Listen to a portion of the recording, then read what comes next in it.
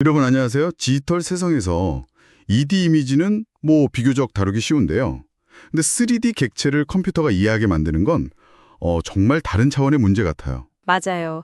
이게 현실의 복잡한 3D 물체를 어떻게 하면 가장 잘 디지털 데이터로 만들까? 이게 항상 고민이었죠. 네, 그렇죠. 지금까지 주로 써왔던 방식들이 있잖아요. 복셀이나 포인트 클라우드, 아니면 메쉬 같은 거요. 네, 그런 방식들이죠. 근데 이게 다 저마다 한계가 좀 있었어요. 메모리라든가 해상도 아니면 복잡한 형태는 잘 못 만든다던가. 맞아요. 복셀은 그 해상도 조금만 높여도 메모리가 막 엄청나게 늘어나고, 네, 세제곱으로 늘어나니까요. 포인트 클라우드는 또 그 점들만 있으니까 표면 정보가 없어서 후처리해야 하고, 메쉬는 되게 복잡한 구조, 구멍 많거나 이런 거 좀 만들기 까다로웠잖아요. 바로 그런 문제들 때문에 아예 좀 다르게 접근해 보면 어떨까 하는 생각이 나온 거죠. 그래서 오늘 저희가 깊이 파볼 주제가 바로 그 새로운 해법, 점유 네트워크, 오큐펀시 네트워크군요. 네, 맞습니다. 랄스 메시데더 연구팀의 오큐펀시 네트워크 러닝 3D Reconstruction in Function Space 이 논문을 중심으로 오늘 이야기 나눠볼 거예요. 제목부터 함수 공간에서 학습한다니 뭔가 좀 확 다른 느낌인데요. 이 접근법이 정확히 어떻게 돌아가는 건지, 또 기존 방식들에 뭘 해결했는지, 그리고 3D 모델링이나 딥러닝에 관심 있는 여러분께 어떤 의미가 있을지 지금부터 한번 자세히 보죠. 좋습니다. 그럼 먼저 기존 방식들이 구체적으로 뭐가 힘들었는지 아주 간단하게만 짚어볼까요? 복셀은 아까 말씀하신 것처럼 3D 공간을 작은 정육면체로 나누는 건데요. 네, 레고 블록처럼요. 그렇죠. 근데 해상도를 2배 높이면 메모리는 8배 막 이렇게 늘어나니까 고해상도는 사실 엄두를 내기 어려웠어요. 보통 32제곱, 64제곱 이 정도였죠. 옥트리 같은 걸 쏘도 여전히 한계는 있었고요. 네, 포인트 클라우드는 또 점 위치만 알지 점들끼리 어떻게 연결되는지를 모르니까 최종 모델 만들려면 꼭 추가 작업이 필요했고요.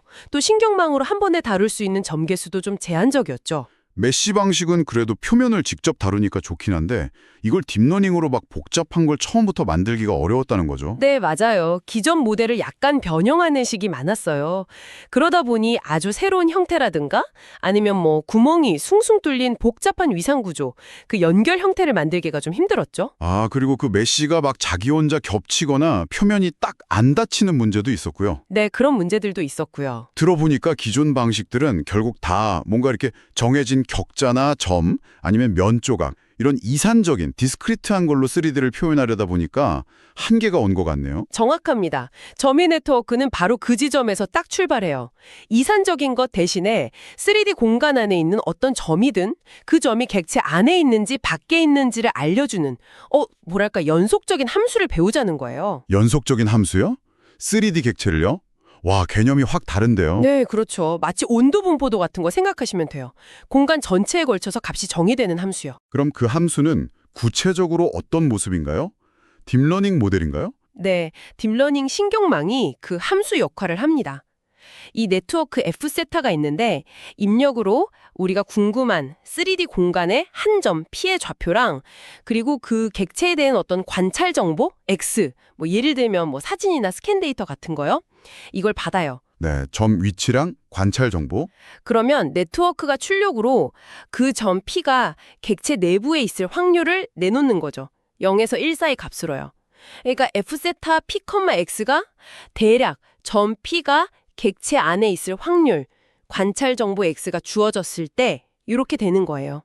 일종의 암박 판별기인 셈이죠. 와, 그럼 객체의 진짜 표면은요? 그 확률값만 있으면 경계가 좀 애매할 것 같은데? 그거 아주 중요한 포인트인데요. 객체의 3D 표면은 이 확률 함수의 결정 경계로 정의돼요. 결정 경계요? 네, 그러니까 이 점이 내부에 있을 확률이 정확히 50%, 아니면 어떤 정해진 기준값 타우가 되는 지점들 있죠?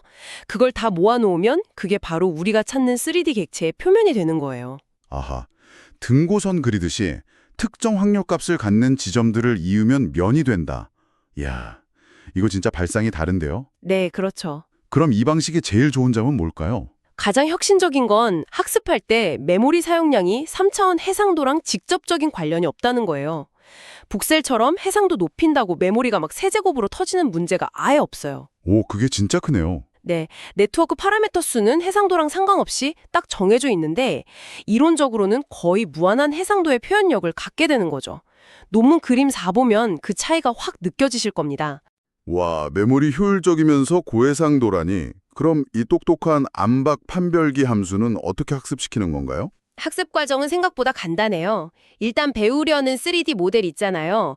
그 주위 공간에서 무작위로 점들을 막 뽑아요. 수천 개 정도요. PIJ라고 하죠. 네, 공간에서 점들을 랜덤하게 뽑고. 그리고 그 뽑은 점 PIJ 하나하나에 대해서 지금 네트워크가 예측한 안에 있을 확률 F세타의 PIJ XI 있잖아요. 그거랑 실제 정답. 그러니까 그 점이 진짜 객체 안에 있으면 1, 밖에 있으면 0. 이 OIJ를 비교하는 거죠. 아, 예측이랑 정답 비교. 네. 그래서 그 차이를 줄이도록 보통 분류 문제에서 많이 쓰는 교차 엔트로피 손실함수 써서 네트워크 F세타, 파라미터 세타를 계속 업데이트하는 거예요. 간단히 말하면 네트워크한테 계속 무작위로 점 찍어주고 이거 아니야, 밖이야 맞춰보라고 훈련시키는 거군요. 근데 점들을 어떻게 뽑느냐, 샘플링이 되게 중요할 것 같은데요. 뭐 특정 부분만 많이 뽑으면 결과가 이상해질 수도 있잖아요. 맞아요. 그래서 연구팀도 샘플링 전략을 여러 개 비교해봤어요. 부가 분석 섹션 4.6. 근데 재밌는 게 제일 단순한 거 있죠. 그냥 객체 주변 상자 안에서 완전히 균등하게 유니폼리로 뽑는 거예요. 그게 결과가 제일 좋았대요. 오히려 안이랑 밖에서 똑같은 수 뽑는 건 별로였다고요? 네, 그게 오히려 편향을 만들 수 있다고 하네요. 그리고 샘플링 점 개수를 2048개에서 64개까지 확 줄여도 성능이 어느 정도는 나온다는 것도 좀 신기했고요. 그렇군요. 아, 그리고 이게 그냥 3D 복원만 하는 게 아니라 새로운 모델 생성도 가능하다고요? 네, 맞아요. 인코더라는 걸 하나 더 붙이고 약간 수학적인 처리?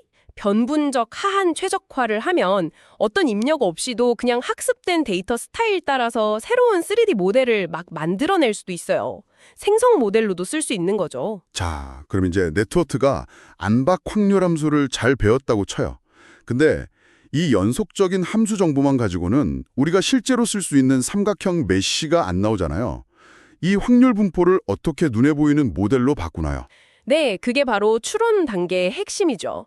학습된 연속함수에서 효율적으로 이산적인 메쉬를 뽑아내야 하잖아요. 이 논문에서는 MISE, Multi Resolution Isosurface Extraction, 우리말로는 다중해상도 등위면 추출이라는 아주 똑똑한 알고리즘을 제안해요. MISE, 다중해상도. 이름부터 뭔가 효율적일 것 같은 느낌인데요. 어떻게 하는 건가요?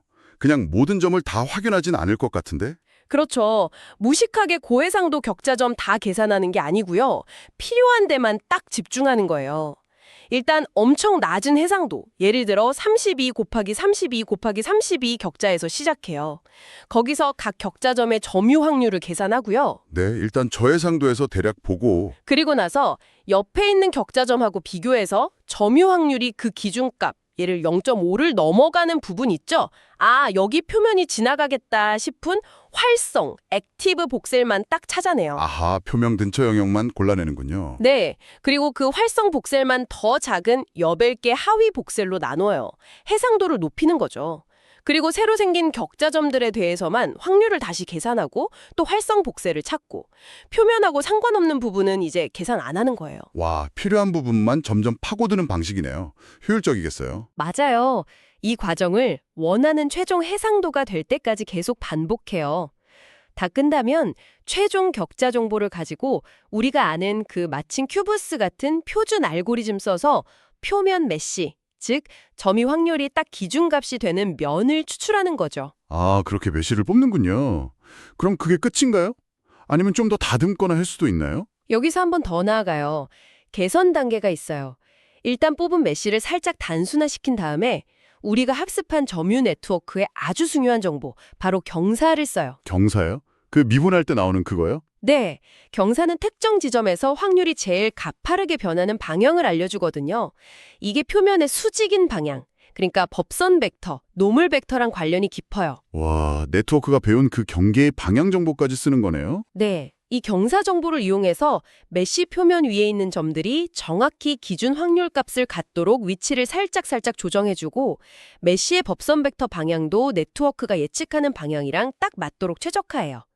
이게 마칭 큐브 알고리즘 때문에 약간 각질 수 있는 부분을 부드럽게 만들어주는 효과도 있어요. 오, 이 전체 추론하고 개선하는 과정이 메쉬 하나당 한 3초, 그 정도 걸린다고 하니까 꽤 빠른 편이죠. 야, 이론이랑 방법은 정말 대단한데요? 그럼 이제 제일 궁금한 거. 그래서 실제로 얼마나 잘 됐나요? 실험 결과 좀 보죠. 어떤 데이터로 어떻게 평가했습니까? P가 얼마나 겹치나 보는 IOU, 인터섹션 오버 유니언, 그리고 두 모델 표면 사이의 평균 거리를 재는 챔퍼렐 원, 거리, 마지막으로 표면 방향, 즉 법선 벡터가 얼마나 비슷한지 보는 법선 일치도, 노멀 컨시스턴시, 뭐 이런 걸로 했어요. 네, 여러 기준으로 꼼꼼하게 봤군요. 그래서 결과는요?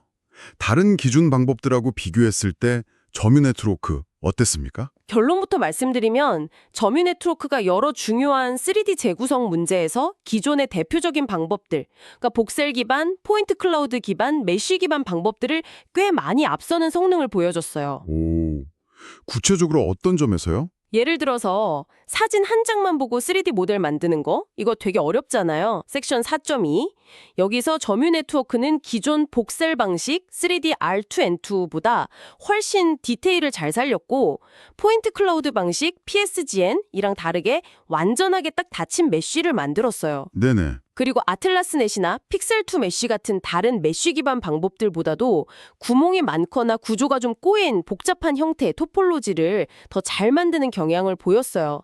수치적으로도 IOU나 법선 일치도에서 제일 점수가 높았고요. 특히 인상적인 건 그 참퍼거리는 직접 학습시킨 것도 아닌데 결과가 좋았다는 거랑 아, 맞아요. 그리고 그 쉐입넷이라는 합성 데이터로만 배웠는데도 실제 사진 데이터 있잖아요. 키티나 온라인 프로덕스 같은 거. 거기서도 꽤 잘 만들어서 일반화 성능까지 보여줬다는 거. 그게 좀 놀라운데요. 네, 그 점도 중요하죠. 또 다른 실험들도 있는데요. 노이즈 섞인 불완전한 포인트 클라우드에서 완전한 모양 만드는 거 있잖아요. 네. 거기서도 그렇고 아니면 저해상도 복셀 입력 주고 고해상도 메쉬 만드는 초해상도 문제 섹션 4.4에서도 점유 네트워크가 IOU, 챔퍼거리, 법선 일치도 같은 주요 지표에서 다 기존 방법들보다 좋게 나왔어요. 와. 심지어는 아예 입력 없이 새로운 3D 모델 생성하는 비지도 학습 섹션 4.5에서도 자동차, 비행기, 소파 이런 거 꽤 그럴듯하게 만들어내더라고요. 이야, 정말 다방면에서 성능이 좋았네요. 아까 샘플링 얘기 잠깐 했는데 그 외에 부가 분석에서 또 눈여겨볼 만한 거 있었어요? 네. 네트워크 구조 쪽에서는요. 그 레즈넷 블록 구조 쓰는 거랑 조건부 배치 정규화, 컨디셔널 배치 노멀라이제이션, CBN이라는 기법이 성능에 꽤 중요했다고 해요. CBN은 입력 정보, 예를 들어 이미지 특징 같은 거에 따라서 네트워크가 좀 다르게 작동하도록 조절해주는 역할을 하거든요. 알겠습니다. 와, 정말 방대한 실험으로 점유 네트워크의 힘을 제대로 보여준 연구네요. 자, 그럼 이제 이 모든 내용을 한번 정리해 볼 시간인데요.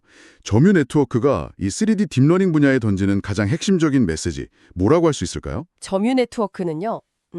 3D 형상을 표현하는 방식 자체에 대한 어떤 근본적인 변화를 보여준다고 생각해요. 기존처럼 복셀이나 포인트, 메쉬 같은 이산적인 조각들로 만드는 게 아니라 3D 공간 전체에 정의되는 연속적인 함수, 즉 신경망 그 자체로 형태를 정의하는 방식인 거죠. 이 세운 방식의 핵심 장점들 다시 한번 딱 정리해 주시면 좋을 것 같아요. 첫째는 메모리 효율성. 고해상도 격자가 필요 없으니 메모리가 적게 들죠. 둘째는 잠재적으로 무한한 해상도. 필요하면 얼마든지 정밀하게 뽑을 수 있고요. 셋째, 위상 구조, 즉 형태의 복잡성에 제한이 없어요. 아무리 복잡한 구멍 구조도 이론상 표현 가능하고요. 네. 넷째는 다양한 입력, 이미지든 포인트든 복셀이든 다 유연하게 적용할 수 있다는 거. 마지막으로 그 네트워크의 경사, 그레디언트 정보까지 써서 후처리를 하니까 더 매끄럽고 정확한 표면을 만들 수 있다는 점. 이게 핵심 장점들이라고 할 수 있겠네요. 이야, 정말 장점이 많네요. 기존 방식들의 단점들을 거의 다 극복한 것 같은 느낌인데요. 네, 상당 부분 그렇죠. 물론 이것도 완벽하진 않겠지만 앞으로 다양한 3D 딥러닝 작업에서 아주 강력하고 또 유연한 도구가 될 거라는 가능성을 확실히 보여줬다고 생각해요. 네. 특히 이게 딥러닝을 예전부터 있던 컴퓨터 비전 기법인 레젤셋 방법하고 되게 자연스럽게 연결하면서도 전체 과정을 그냥 데이터만 보고 처음부터 끝까지 다 학습하는 그 종단간 학습이 가능하게 만들었다는 점에서 학문적으로도 의미가 좀 크다고 봅니다. 고는 저희가 쭉 살펴본 것처럼 이 3차원 데이터를 다루는 방식이 점이나 블럭 같은 그런 딱딱 끊어진 요소들의 집합에서 벗어나서 신경망으로 정의되는 연속적인 함수를 배우는 쪽으로 가고 있다는 큰 흐름, 이걸 좀 기억해 주시면 좋겠습니다. 점유 네트워크는 그 흐름에서 아주 중요한 역할을 한 연구 같고요. 여기서 한 걸음 더 나아가면 이런 상상도 해볼 수 있을 것 같아요. 네트워크가 단순히 형태를 만들어내는 걸 넘어서 형태를 정의하는 함수 그 자체를 배우는 거잖아요. 네, 그렇죠. 함수를 배우는 거죠. 그러면 혹시 이 함수 공간 안에서 3D 모델을 직접 막 편집하거나 분석하는 그런 새로운 방법도 가능하지 않을까요? 예를 들면 뭐 의자 함수랑 벤치 함수 사이를 이렇게 스르륵 보관해서 그 중간 형태의 함수, 그러니까 새로운 디자인 함수를 찾아낸다던가 하는 식으로요. 와, 그거 진짜 재밌는 생각이네요. 함수 자체를 가지고 논다는 아이디어군요. 더 나아가서 객체의 그냥 기하학적인 모양뿐만 아니라 뭐 재질이나 질감 같은 다른 속성 정보들까지도 다 이런 연속적인 함수 형태로 같이 학습하고 표현할 수 있을까? 이런 상상도 해보면 앞으로 연구에 되게 좋은 영감이 될 것 같아요. 맞습니다. 이제 시작이죠. 가능성은 정말 많다고 생각합니다. 네, 오늘 저희가 준비한 이야기는 여기까지입니다. 3D 표현의 새로운 지평을 열었다고 평가받는 점유 네트워크에 대한 저희의 깊이 있는 탐구가 여러분께도 유익했기를 바랍니다. 다음에도 흥미로운 주제로 다시 찾아뵙겠습니다. 들어주셔서 감사합니다. 감사합니다.